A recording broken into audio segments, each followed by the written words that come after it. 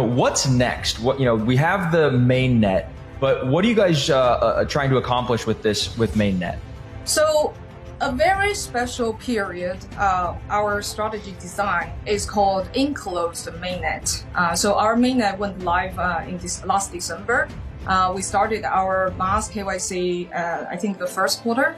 And then we are also in the process of migrating all these millions of people. The next is basically after migrating all these millions of people to the mainnet, we're building the enclosed network. Enclosed network means everything can be transacted within Pi, but cannot have external connectivity yet. The special design for this is to focus our attention to build utility and real utility without too much noises outside of the network. And of course, we acknowledge there are certain applications can only build with external connectivity, but there are internal enclosed type of utilities can be nurtured and built. For example, new type of social applications can be inside the enclosed environment to get it into the ecosystem to be a little more mature before we go to we call open network. Okay, interesting. So somebody downloads the app, they're mining on their phone, or are they staking, or is it like they're doing some type of hash or something like that? Okay, so your question is how does the Pi mining work? I guess your question, right? Yeah. So, mining, as people traditionally understand, is in the context of proof of work. When people think of mining, it's a lot of electricity, a lot of hashing. Okay, so that's because proof of work require nodes to spend electricity to solve mathematical puzzles to reach a consensus. So it comes down to the type of consensus algorithm a protocol uses. Pi relies on federated Byzantine agreement, in which the consensus is reached not through burning electricity, but through a quorum rely on a trust graph to rise from the trust graph.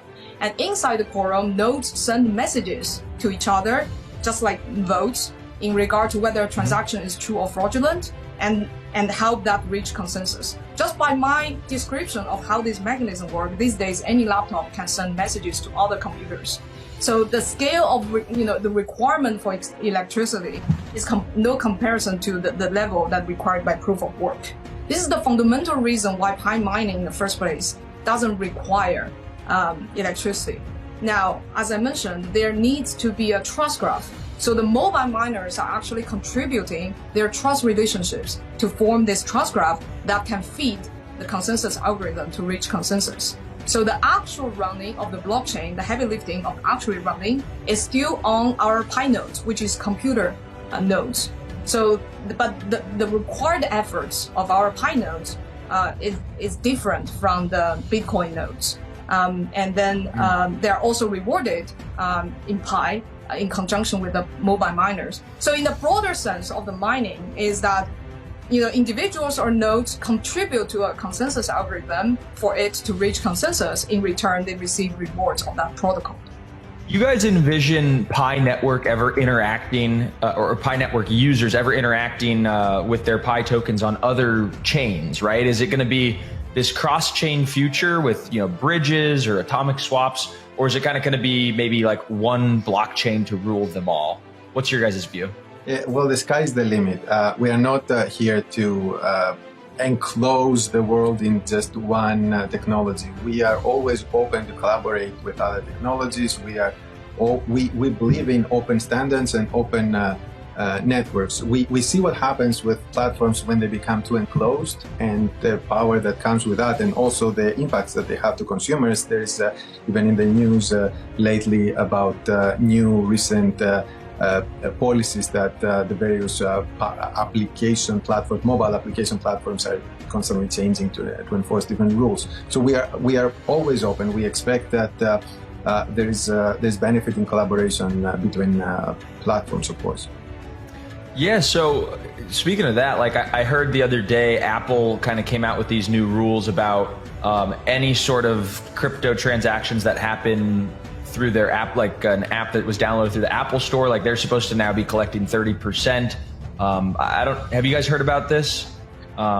We did. Roughly, yeah. Yeah. Yeah, so I mean, the world is still in a phase, including, tech giants or regulators still figure out how crypto can fit into the existing economy. And that is the process as a crypto builder also need to be patient and follow and then adjust in order to, fit in at the same time create innovation. Yeah, that's where open standards help. That's where open standards help. Being more accessible through the web, through technologies that are open helps push the ecosystem forward.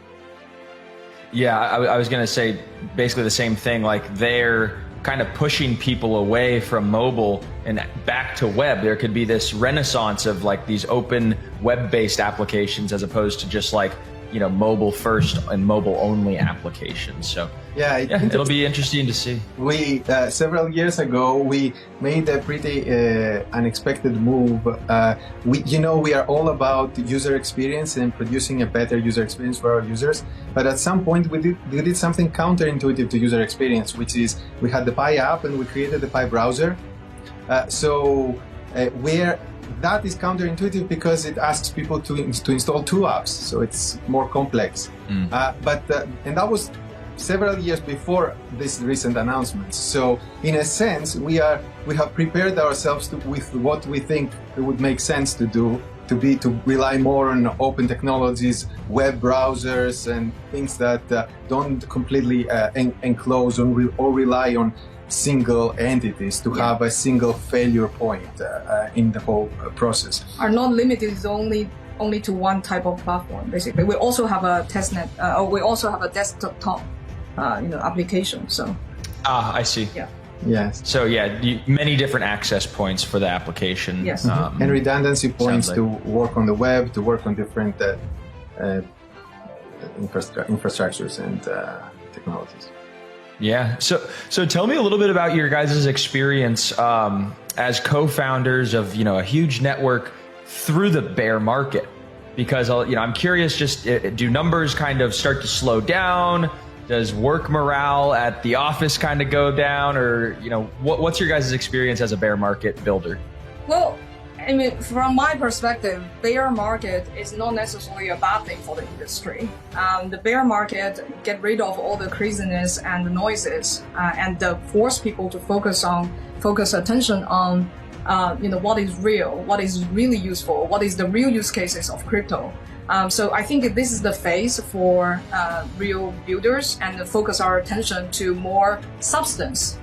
So bringing substance to the industry to get ready for the next wave of bull market. And as for Pi, we're basically shielded from that, especially because of our design of the enclosed network. Yeah, so the enclosed network by construction is shielded from any market conditions. So. For example, this KYC application that we have where people need to spend 1 Pi to KYC themselves, and that Pi is split across all the people who are helping you to get your KYC validated. During the bull market, it cost 1 Pi to KYC yourself. During the crash, it still cost 1 Pi, and now during the bear market, it still costs 1 Pi. So it was completely But how much is 1 Pi in dollar terms?